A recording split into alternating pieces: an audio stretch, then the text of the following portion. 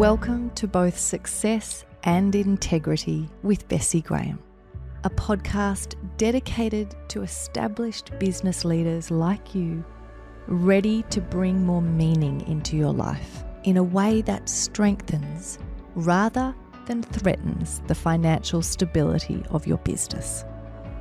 I'm your host, Bessi Graham.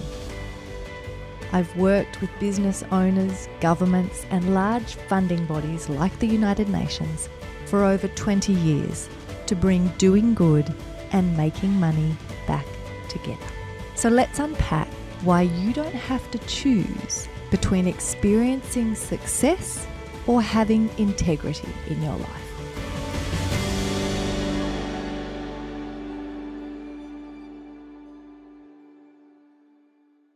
Today we're going to jump into one of the aspects that has been a passion and focus for me for many years, which is around the idea of leadership. And when I think about the challenges that the world is facing and the incredibly powerful role that business, and particularly looking at small and medium enterprises, so those that are the biggest employers in the world and have a disproportionate influence or impact, if you like, on both local and global economies, one of the critical conversations that I don't see happening enough is that for business to play that positive role, there's actually a lot of work that we as individual leaders need to do on ourselves to position our thinking and mindset to be able to engage effectively. And I had the privilege growing up of being surrounded by great thinkers and leaders who influenced me in that way. And so I have always really had my sense of leadership being deeply rooted in the love of and pursuit of wisdom, which is what philosophy is all about. And so today I have with me a guest who actually I was introduced to by one of those thinkers who I grew up with, Mark Strom. And the reason that I have Tom Morris with us today is that he is a philosopher, but also a pioneer in the area around business thinking and how we do this beautiful connecting back up with ancient ideas, the pursuit of the love of wisdom, and what its role is when we think about navigating the complexity and the environments that we are operating in as businesses. So it is wonderful to have Tom with me today. And Tom, thank you so much for taking the time to join us on the podcast. It's great to be with you, Bessi. It's good to see you after all these years, and I'm really, really happy about the great work you're doing. Yeah, I'm wondering, Tom, if you want to just jumping in on that opening piece around what that role of business is. What are your thoughts? Like, what comes to mind for you when you think of the critical role of that pursuit of wisdom for us as business leaders? You know, we easily lose track of the history of business and the purposes behind business throughout most of human history. In too many people's minds, business has just become a money machine. You know, how can we increase our profits? How can we increase shareholder value? Business was never meant to be just a money machine. It was meant to be an engine for human good. And part of that was the financial side. It always has been, but that wasn't the entirety of the picture. It's really interesting to me. You go back to the great philosophers, and I love it that you mentioned philosophy as, you know, pursuit of wisdom, philosophia, love of wisdom, an object of love. When you don't have it, you seek it. When you have it, you embrace it. So philosophy is just the seeking and embracing of wisdom, insight for living. Business is a way of living, part of our lives, not set apart from the rest of our lives, but continuous with the rest of our lives. And, you know, it's an interesting thing. When I was doing my book, long ago at this point, if Aristotle ran General Motors, which was not just about Aristotle and it wasn't just about General Motors, but it was about how any iconic great philosopher would advise any business of whatever size as to how to make things great. I kept coming back to an insight Aristotle had in his book, The Politics, where, and he doesn't put it into words this simple, but rereading the Politics over and over, I realized there was a formula throughout the book for human greatness. that human greatness always occurs through people in partnership for a shared purpose. And so you have three elements there. You have people, plural, partnership, a certain kind of relationship amongst those people for a shared purpose, a guiding star for that relationship. So people in partnership for a shared purpose. Now, it used to be in most of human history that people got together in partnerships of all kinds. There were civic clubs, there were bowling leagues, there were tennis clubs, there were social clubs and activities, and there still are, but that has really waned in American culture and often in cultures around the world. So we don't find ourselves in that many communal, collective, joint enterprise situations outside business. So it's become the case now increasingly that business is the one place where we reliably find people in partnership for a shared purpose. What's that purpose going to be? Is it just going to be financial? Well, it's hard to get people excited about that long term. And you can't really have people at their best, doing their best, producing their best, unless they're passionate about what they're doing. The right purpose can incite the right kind of passion. And that's what I've always been interested in bringing philosophy to business, that kind of deeper insight that will help people dig deeper and rise higher at the same time. Yeah, I love that. I grew up, as I mentioned, and Mark Strom, who introduced me to you, always used to talk about the idea of polis as that piece of the partnership for living well. What does this look like? How do we come together?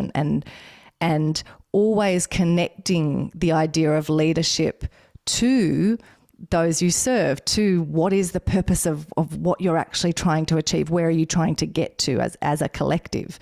I think that's a really important idea. It's interesting too, when you're speaking, a lot of the aspects that came up in those different concepts you've raised all come back to our need to think and have multiple perspectives or lenses that we look at the world through. And I think one of the pieces that we often fall into is the trap of becoming very one-dimensional. So we swing to extremes and we treat the world as if it's this black and white either or option.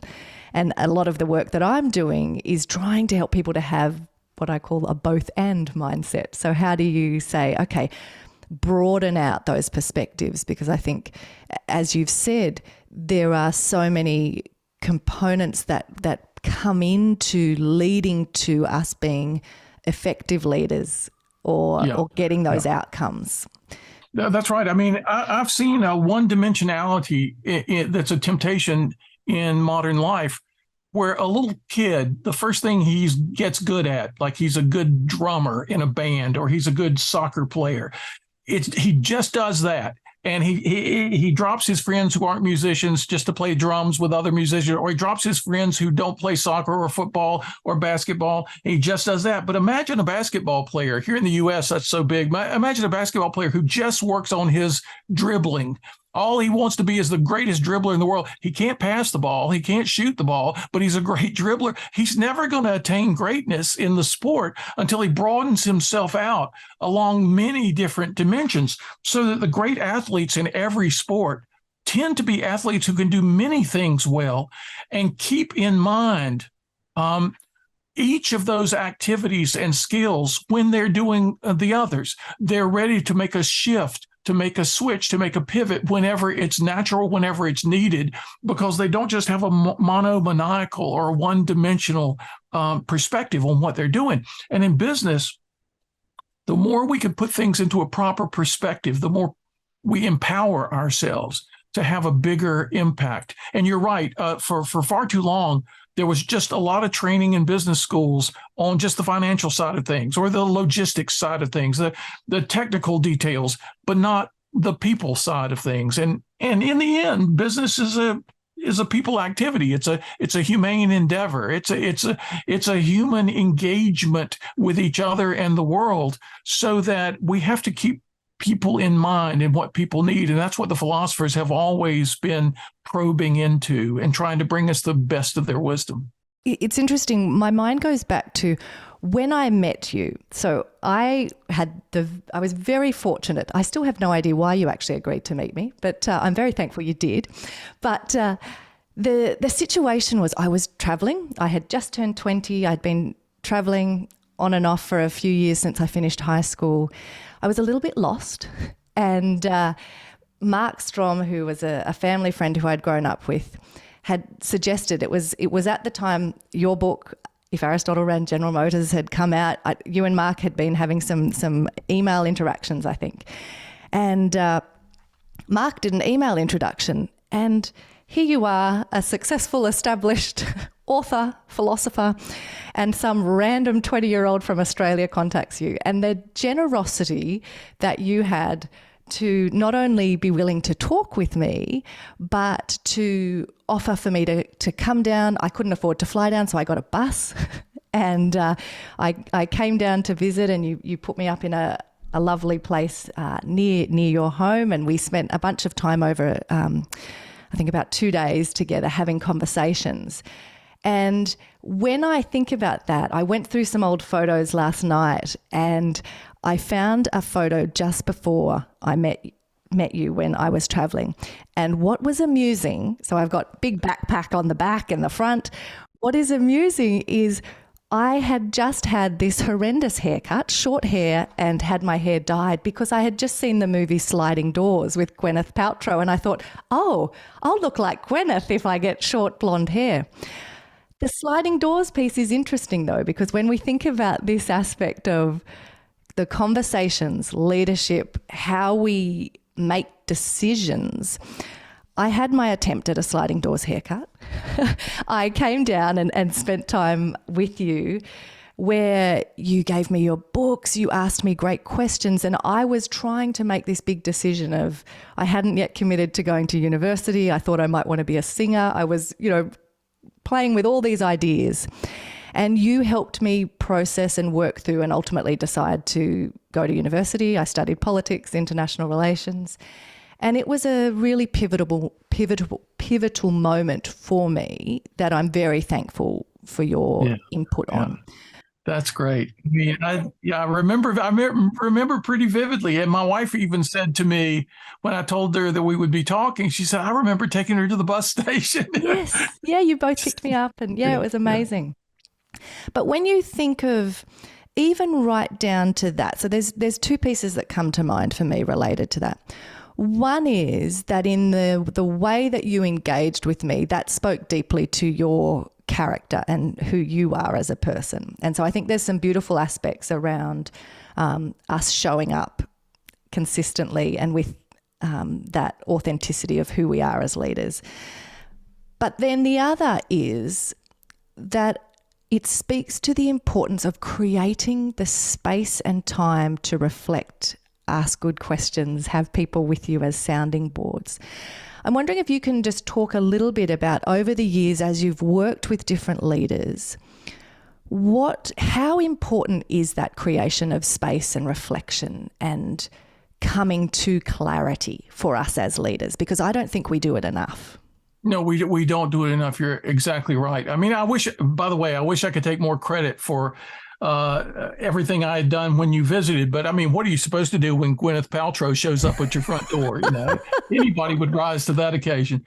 But it's important to make time. I've had leaders fly across the country when they faced a question just to sit with me on a rocking chair at the beach here in Wilmington, North Carolina, stare at the ocean for a few hours and talk through the problem with no phones ringing, no assistants coming into the room, no interruptions whatsoever. And that can make a huge difference. I remember one leader coming we stayed all day on a veranda at a hotel over on the water, and we just sat. There was a nice breeze that day. We sat in the chairs and rocked, and he told me all the problems he was going through in his company.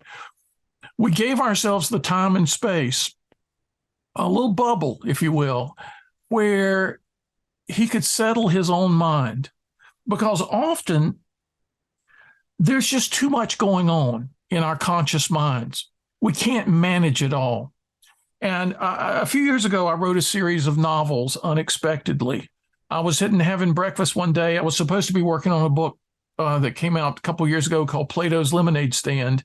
It's about the old "when life hands you lemons, make lemonade" adage, advice. And everybody says that in the U.S. where I grew up. When life hands you lemons, make lemonade, but they don't say how. So I decided I'm going to go back to the great philosophers and find out if anybody said how you do this, which, by the way, is about more than just resilience or bouncing back from a difficulty. It's about more than grit or soldiering on through a difficulty. It's about taking difficulty and transforming it somehow into delight, which is a kind of an alchemy or transformational mindset, which I think every business needs. Well, I was working on that book when this novel started playing as a movie in my head, played for 5 years, became a story of over 1 million words in 8 volumes, set in Egypt in 1934 and 1935. But one of the key characters, in a sense, my Dumbledore, my Gandalf, a wise old character who taught me more than any of my actual professors did, this fictional character, in a couple of places in the story, is talking about the chatter in our conscious minds, the clutter in our conscious minds. He says we have to get beyond the chatter. We have to get beneath the clutter, because that's where the real treasure is to be found. And so many business leaders are living amidst constant chatter and clutter in their conscious minds. And so they don't have the room for creativity to bubble up to the degree that it could. So we try to get together and settle it down. I use the image. I played in, like your desires to be a singer, I played in bands for many years, and you can still see guitars all over my study around me. But my image as a musician was turning down the volume control on the amplifier, turning it down to 0, letting the mind calm, letting all the debris settle. And there's a spiritual idea of emptiness, which I had never understood.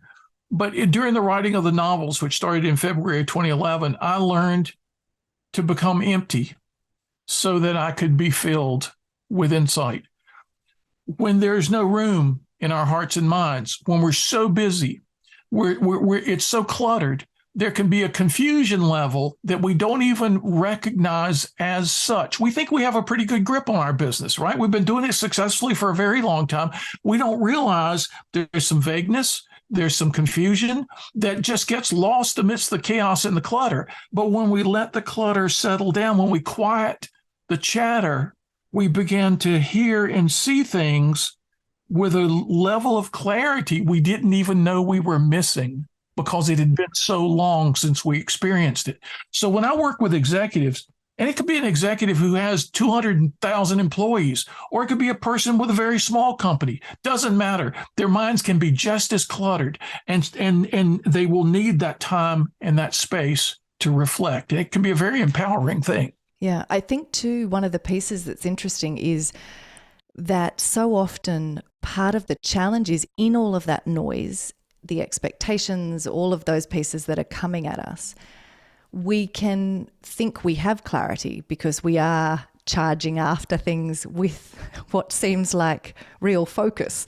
And it is that piece for me, part of why I started the podcast was using very similar language, saying to people, this is about quieting the noise, helping you tune in to your own voice to get to that clarity of, well, what is it that you actually want? And I think certainly in terms of ancient thinkers, there's a lot of wisdom to be tapped into around these ideas of knowing yourself, of figuring out all of those components.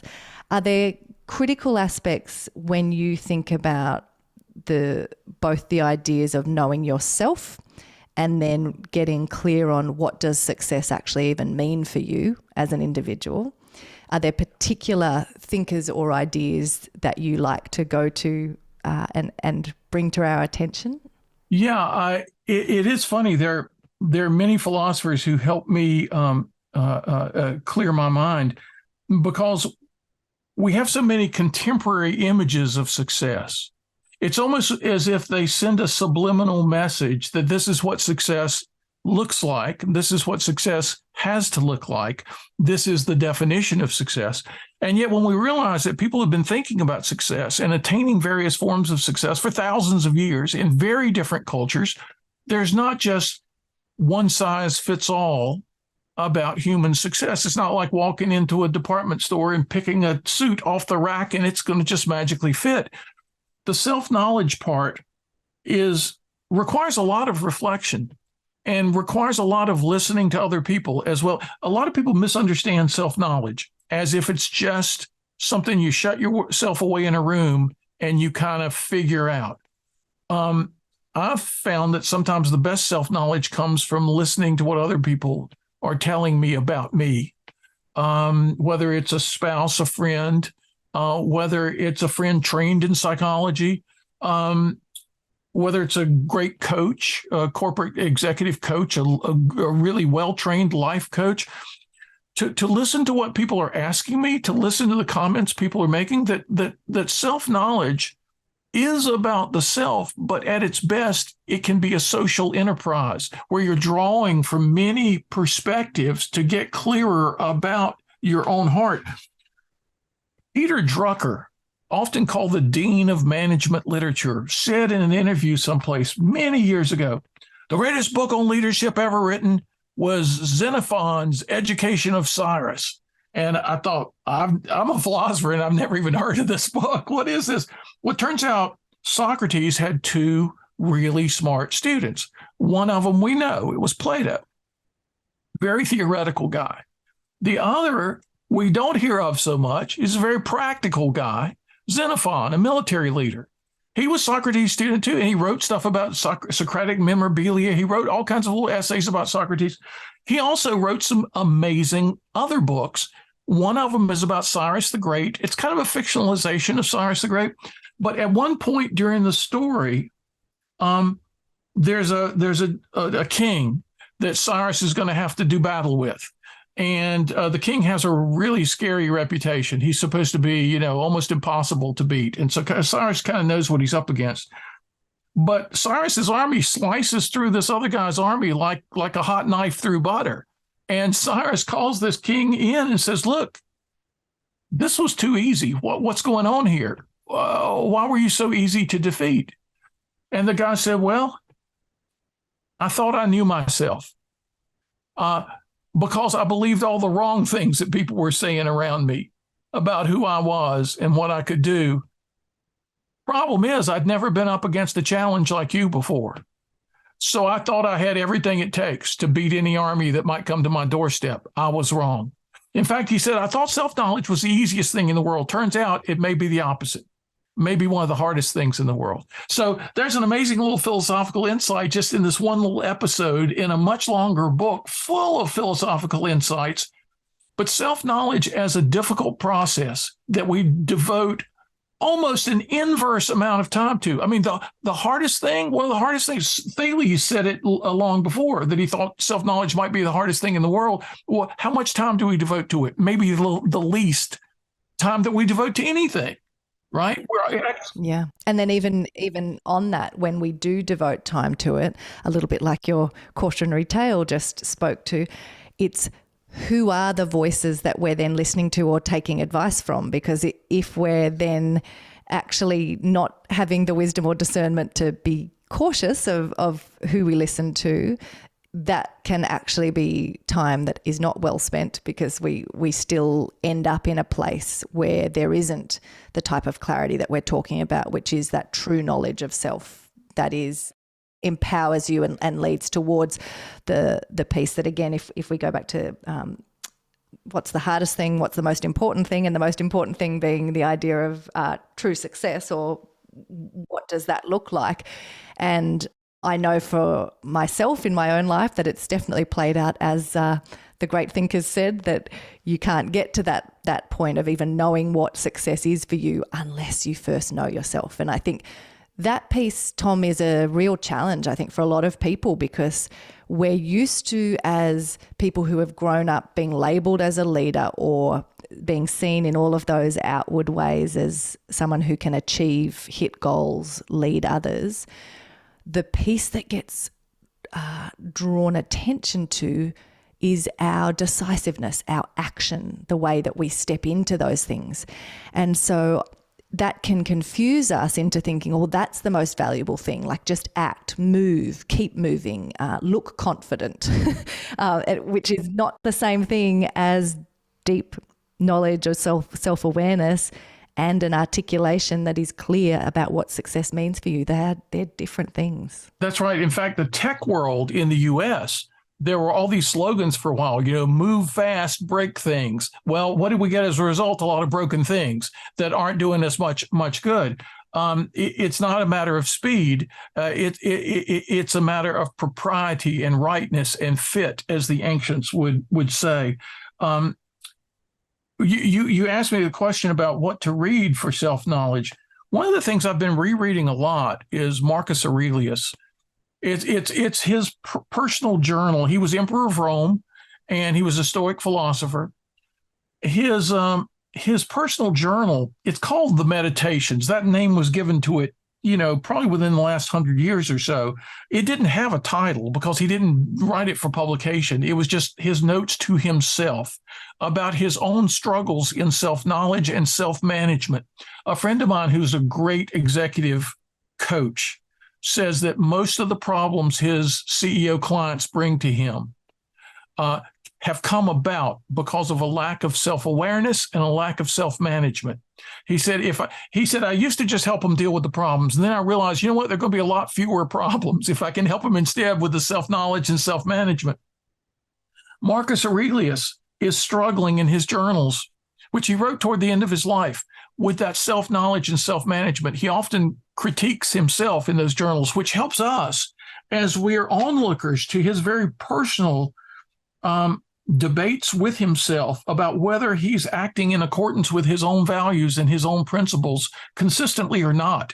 And he'll correct himself, and he'll talk about how he needs to do a review in the evening of, how did I do today? What did I do well? What did I do badly? What could I have improved on? And then in the morning, he had another kind of set of reflections where he would kind of prepare himself for all the unpleasant personalities he was going to confront during the day. He says, look, you're going to meet people who are envious, who are mean, who are stubborn, who are arrogant, and he sort of prepares himself with a list of personalities. Don't let this throw you. They're just qualities represented in the world, has nothing to do with you.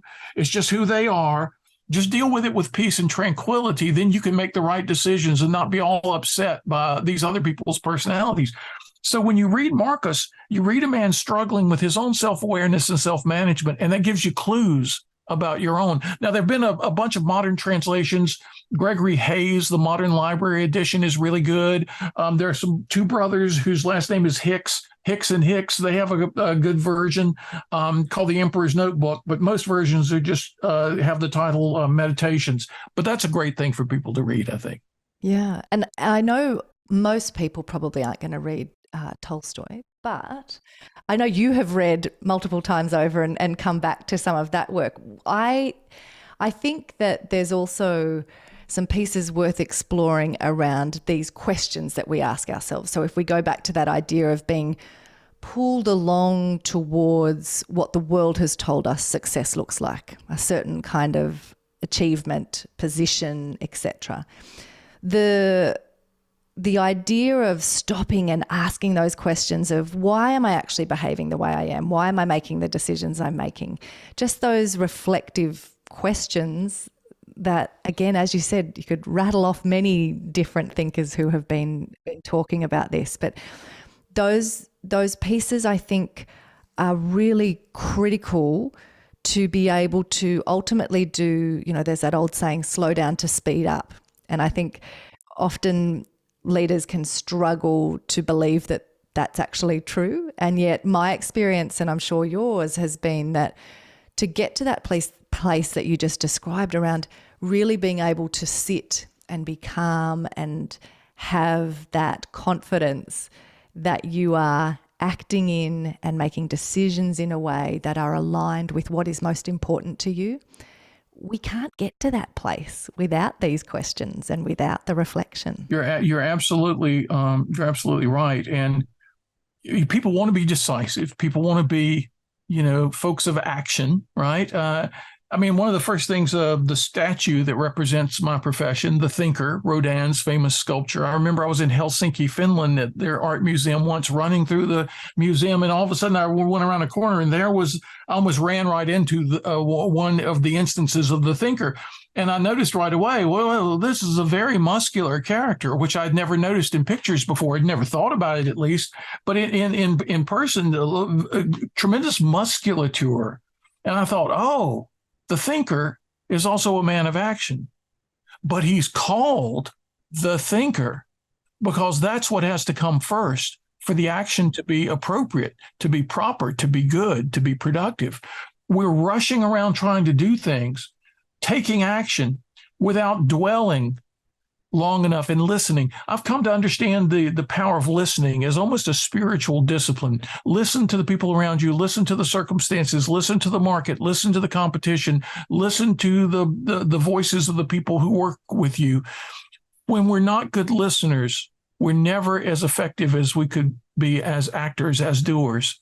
And so that is probably one of the hardest disciplines. It may be almost as hard as self-knowledge, just to be quiet and listen, to ask the right questions of others as well as of yourself, and to really listen to the answers and marinate in what you learn. Let it sit with it for a bit before you act too quickly, because we're always cleaning each other's messes up in the world these days because people are acting too quickly without reflective wisdom about what their actions should be. Yeah, so true. I often say to people, when we think about the ideas of wanting to be decisive, make these big decisions, well, if you make a really quick decision, but then you can't sleep for 6 months because you're so stressed because of the consequences of a bad decision, it's like, that wasn't necessarily a great way to engage. So, we need to be careful how we judge. You end up digging yourself out of a hole that you didn't have to be in the first place, right? So that's not an efficient procedure at all.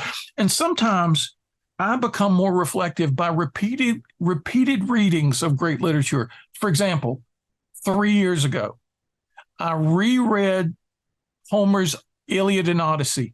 I reread the Odyssey in 1 year, 4 times cover to cover in 3 different translations. And I reread the Iliad that year twice cover to cover.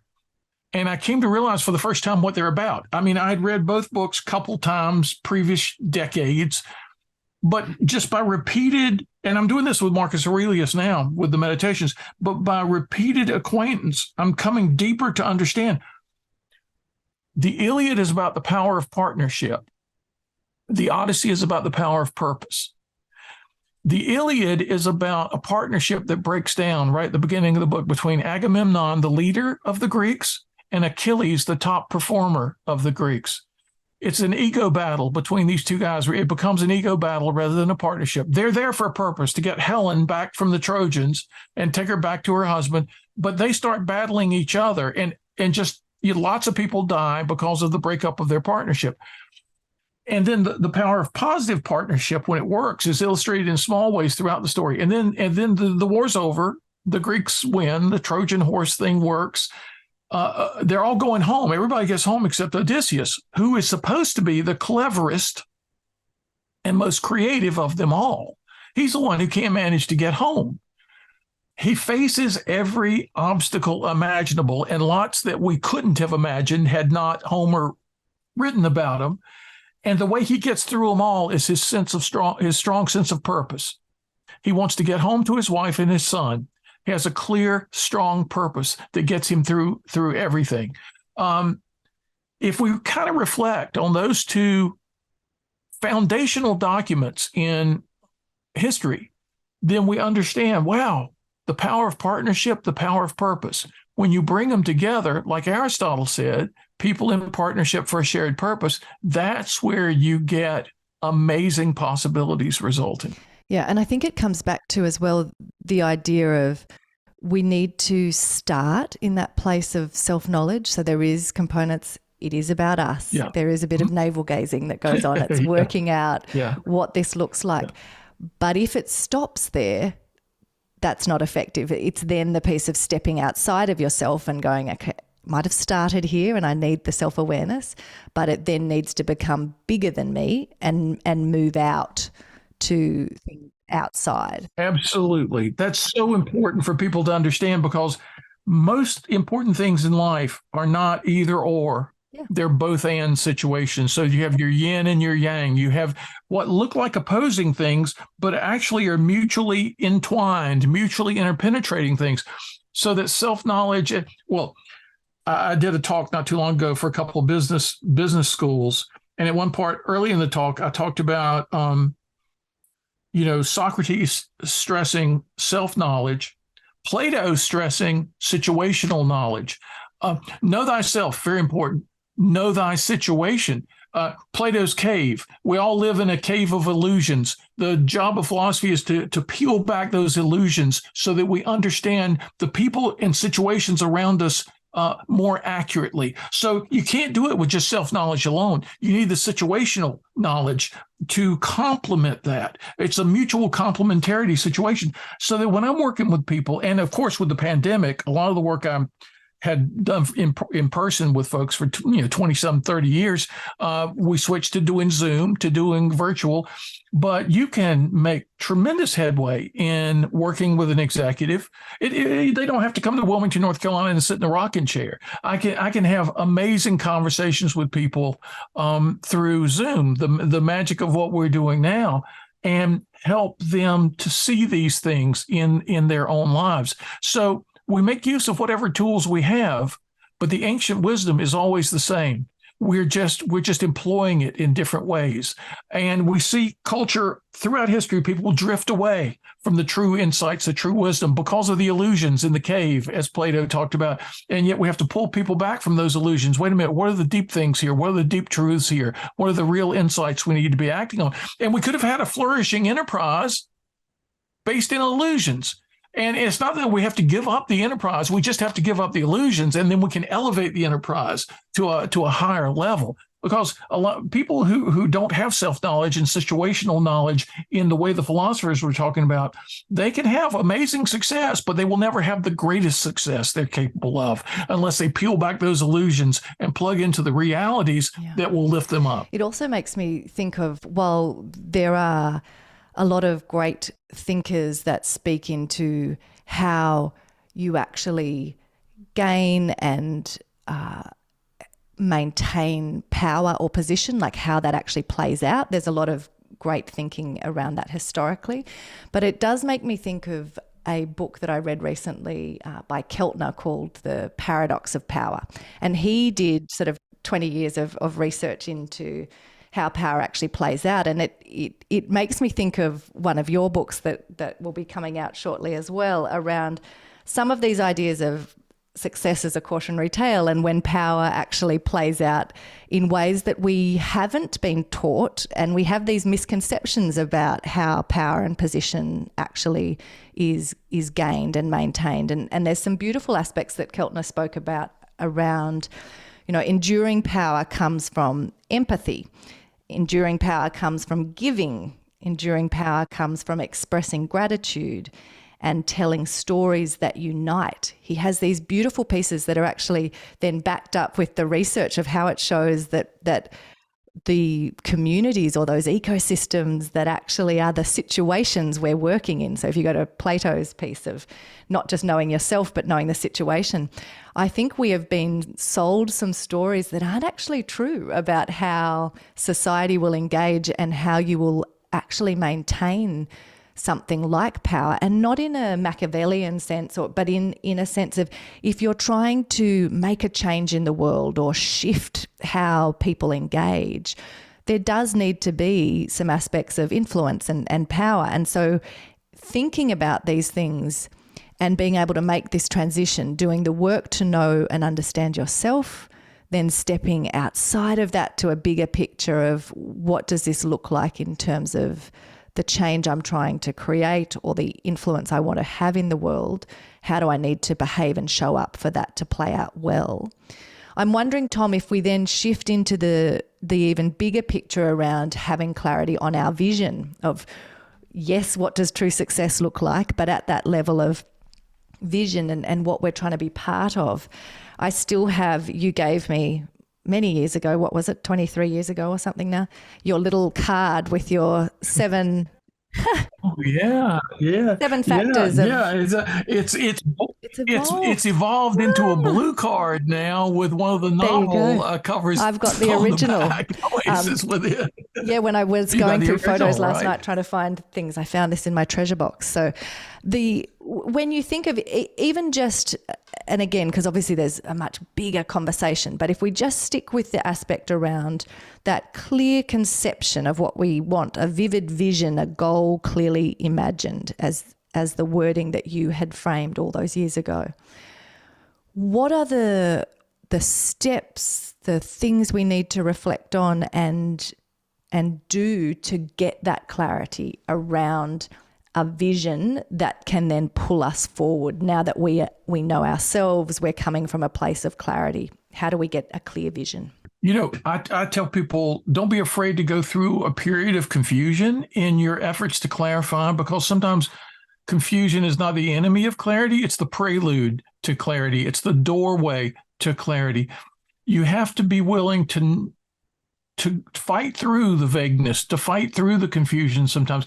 I use the simple technique of writing because for some reason, the disciplined borders of language will clarify my otherwise fuzzy thinking. I'll think I know something pretty well. I think I know what I'm up to.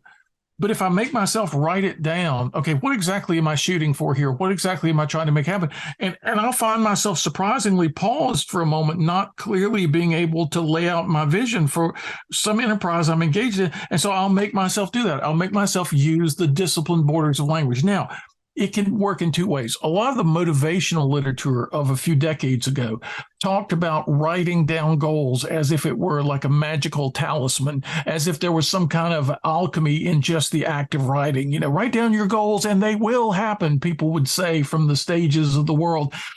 There's nothing magical about writing stuff down. But what's almost magical is just the power of language. Whether you talk through your goals with a team or a spouse or a friend, whether you write them down yourself, make it a linguistic exercise which forces clarity on you. You have to pick one word rather than another. You'll write down a sentence and say to yourself, that's not quite right. When you see the sentence on paper or on your document on the screen, and it makes you rethink, no, that's not exactly what I want. It's a progressive enterprise of gaining clarity step by step. And like you were saying earlier, often we don't give ourselves the time and space for that because we're running forward. Seneca, another Stoic philosopher, along with Marcus Aurelius, once said, what good is it to run even faster if you're on the wrong road? You're getting farther from your true goal, right? And so we have to think of slowing down not as something we don't want to do. The world wants us to go faster and faster. We've got to say, no, we need to slow down and rethink to make sure we're going in the right direction. So you get, like in Keltner's work and in other psychologists examining power and its effects on the brain, almost the same effects as temporary brain damage on many people. And it's not just the power itself, it's the felt power. It's the sense of power. And unlike some forms of actual brain damage, once you lose power, for many people, this dissipates. But while you have a sense of power, in all too many cases, it can create a lack of empathy, an increased risk-taking behavior, a lack of a sense of consequences, a lack of sociability, and you cut yourself off from a lot of the information and data from people around you that you should be listening to. We need to learn from these psychologists who are studying power, because power done right can be one of the world's great renewable resources. But done wrong, we burn through it fast and there's none left. Yes, absolutely. And I think you're so right that those pieces that come out in the research are fascinating around without a conscious awareness of it, the very things that we need to avoid are the things that are the natural temptation once you're in power, and they will be the things that will undermine you. So it is, again, the importance of actually having the practices around a curiosity, learning, having good advisors, engaging in these things is such a critical piece if we want to have some longevity and impact in the work that we're doing. That's right. And I've found that it benefits leaders to have people like you and me who want to tell them the truth. Because when people just surround themselves with folks who want to tell them what they want to hear, that's how they drift farther and farther from where they ought to be. And this is not new either. Xenophon, whom we talked about earlier, wrote a short essay about a poet who goes to visit a tyrant, a king named Hero. And the poet shows up and says, "Oh, man, it must be great to be king. I'm really envious of you." And the guy says, "No." He said, "You have no idea what it's like to be at the top. People never tell you what you need to hear. They just tell you what they think you want to hear. People are envious of you. They sometimes even come to hate you. They're looking for ways to undermine you." And he comes up with this long list of ways it's terrible to be at the top. And so this is in the ancient world. This is not anything new. And so the poet basically says, "Oh, well, that's terrible." And at the end of the short story, the poet says, "I think I've got a solution for all this. Everything you have told me about, I think there's one change you can make, and it all falls away." And this king says, "What is that?" And he says, "Being king so far has been too much about you. It's been too much about your riches, your power, your status in the world. You're the envy of all the other kings. And this sets off resentment and bitterness and envy amongst your people, and it makes them, they're just concerned to please you because they're afraid of you. And what if you become a servant leader instead?" And the guy's like, "Well, what do you mean? What do you mean by that?" He said, "No, kind of redo your purposes, that you are serving your people rather than having them serve you so you'll look great on a global stage." And then he kind of goes through how all the stuff the king is complaining about will fall away if he changes his approach. Now, can you imagine that one of Socrates' students was talking about this? It's a really great example too, though, because I think if we bring that back into the world of for business leaders, the same thing becomes available when we broaden our concept of the purpose of business. So if we shift from seeing business as having a sole purpose around maximization of value for a shareholder, and we instead go to the broader stakeholders group of, okay, how do we be adding value to customers, employees, suppliers, the community that we operate in, and our shareholders? So again, not ruling out the need to make money, but if we have that broader sense, what happens is that same elimination of the pieces that were present for the king, who was then being resented. And if in your business, you've actually designed a business model that creates a win-win, where as your business does better, the community is actually rooting for you because they're saying, "Great, when you do well, we as a community do well. There's benefit for us in this." They're not then working against you or resenting your success because it's their success as well. The same whether it's with our team. If we create a situation where when the business wins, they win, then we're not continually broadening the gap between us and everyone else. And I think that piece of the win-win is at the heart of any of this work that says, when we do this and we bring back together ideas that we have over recent decades become so accustomed with seeing as being mutually exclusive, if we bring them back together, there is a richness available for everyone that creates that kind of win-win that your story just spoke to.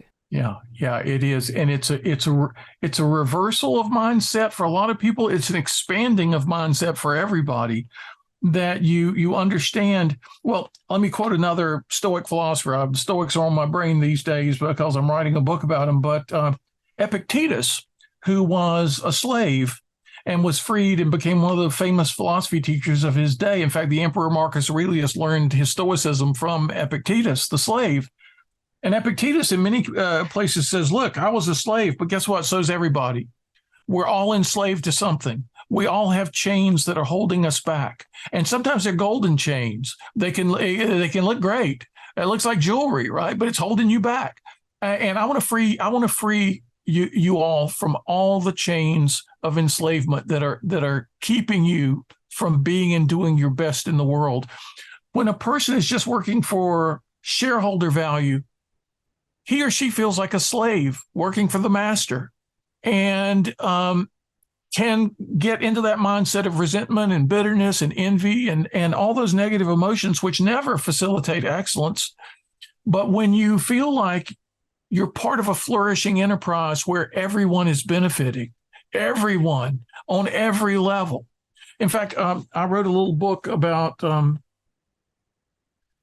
patriotism and about citizenship. It came out last summer, called The Everyday Patriot. It was written for Americans first and foremost, so it's kind of subtitled How to Be a Great American Now. But I've gotten emails from all over the world. People tell me, I live in the Caribbean and on an island, and it's made me a better citizen of this island. Or I live in Bucharest, Romania. It's made me want to be a better Romanian. There was a guy, another philosopher in the 1st or 2nd century, a Roman, named Heracles, that we almost never hear about. And Heracles had this idea of concentric circles, that your life can be mapped, my life can be mapped by concentric circles. The innermost circle is your own heart and mind. You have to get that right, or you're not going to be able to get any of the circles right in your life. So work on your own heart and mind, and then you can contribute in a positive way to the next circle, your family, your household.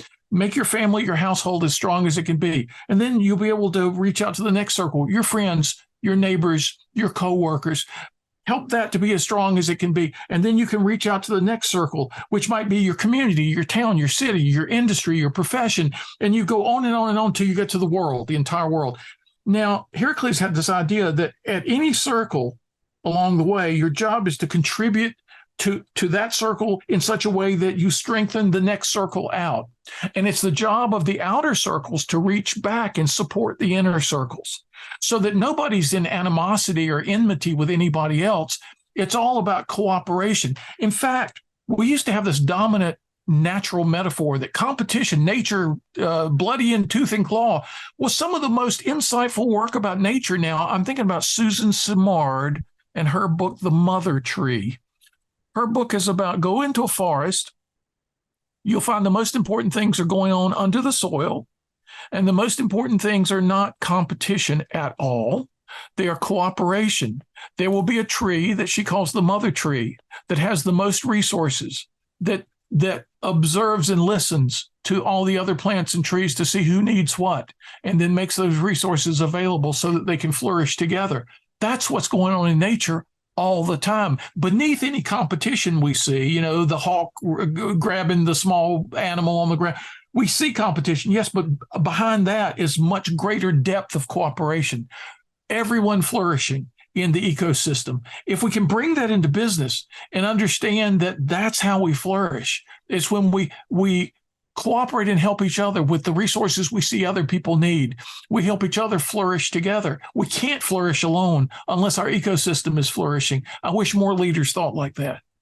Yeah, I love that, because I think whether it's in these more philosophical conversations, I like that your approach still, like mine, is to say we want to be pragmatic and we still have to drive to action. It's not just thinking for the sake of thinking. It's to inform better action taking towards the lives that we want to be living. And I think that's so important. And it is, as you said, the same piece plays out, that the challenge comes when anything that we interact with. So often when I have these conversations with leaders, there's an automatic assumption that I'm saying that they should set up a foundation or give away all their money, and it's like, how did what I just said turn into the exact opposite of it? But we jump to extremes and we jump to these pieces of the competition and everything being a zero-sum game. I think we are so soaked in that these days that it has just become, without even questioning, when someone raises a different way of thinking, we automatically assume that it is about saying that everything we're doing is wrong and it has to be a flip to the other side, which is a tricky one. But what I'm chipping away at and hoping to find enough leaders around the world who start to embrace that both and mindset and say, you can do good money. You just got to actually look at it in a way that is, how do we create that win-win? You're absolutely right. And I've been doing this for over 30 years now, and I'm seeing people wake up to these ideas increasingly. And we, of course, our news organizations cover all the bad news. And it's good to know that too. We need to know the harsh realities of the world in which we live. But the good news is, in difficult, challenging times, more and more people wake up to the necessity of wisdom. It's no longer viewed as a luxury. They understand it's not the icing on the cake. It's part of the cake itself. And that gives us fertile soil in which to plant the seeds of wisdom that we have gleaned from the great thinkers of the past, who wanted us all to be successful in really positive ways. None of the philosophers I read has any problem with money. No problem with money whatsoever. It's just that when that becomes the sole thing being sought, you're never going to be able to manage it well if you do get it, and we're just helping people build, as Socrates said, you have to build the foundation on the inside to get things right on the outside. And that's what we're trying to convey to people. And fortunately, more and more people are listening. And it's a great thing to see. It is indeed. Tom, as we wrap up, are there any last words or ideas that you want to leave with us when you think of those of us who are running businesses, who have the opportunity to make a difference in the world through our business? Any parting words of wisdom from you that we should be reflecting on? Well, that little card you showed, 7 universal conditions for success in any challenging endeavor, that was drawn from cross-cultural wisdom throughout the centuries. And I have had people in every discipline, every domain, every industry tell me it changed their work, it changed their lives. The U.S. Air Force had a bunch of crashes and came to me to talk to their 1,500 top officers about those 7 conditions for success. The Dayton Accords that helped peace in Europe, one of the generals told me the 7 C's of success helped result in the Dayton Accords. Amazing stuff that I had no idea as a philosopher I would be providing people. So for your listeners, those are in the books True Success and another book called The Art of Achievement. There even a chapter in the book Plato's Lemonade Stand. But then there's the book that's about goal setting, goal attainment in healthy ways, sustainable ways. And then the book, If Aristotle Ran General Motors, is about truth, beauty, goodness, and unity, the intellectual, aesthetic, moral, and spiritual dimensions of what we do. You can't do anything in any business environment that doesn't have an intellectual, aesthetic, moral, and spiritual dimension. We need truth, we need beauty, we need goodness. That's what gives us unity. If we have unity together, we can accomplish things we never could have accomplished otherwise. So I would just leave as a thought for anyone watching this podcast or listening to us, that if you can remember what's most important, you attain what's most valuable. And if you find yourself straying, no problem. You're like anybody else. We can pull ourselves back. Wisdom is about 2 things. It's about guidance and guardrails. The guidance is like a lighthouse showing us the way forward. The guardrails are like those metal guardrails when you're driving through the mountains that keep you from going off the edge as you're heading to your destination.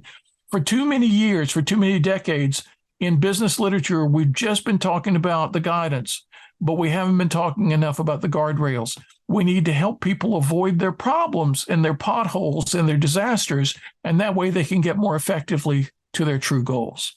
Thank you so much. And if people want to learn some more or find your books or other things, where's the best place for them to go? Oh, I have an old website that all my stuff is collected there. Tom V as in Victor Morris, TomVMorris.com. And the About page, people can click the various social media emblems to follow me on LinkedIn and Facebook and Twitter and Instagram.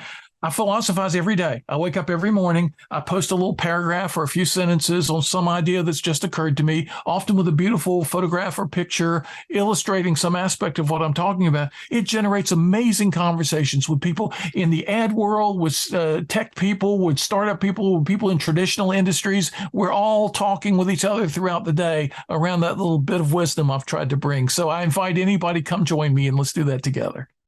Love it. Well, we will share the link out to the website in the show notes. But Tom, thank you so much. It's such an important conversation that, again, I don't think gets enough airtime with leaders. But I'm very thankful for you sharing your wisdom and knowledge that you've gathered over many, many decades. Thank you so much for joining us. Well, thank you for sharing yours as well and including me.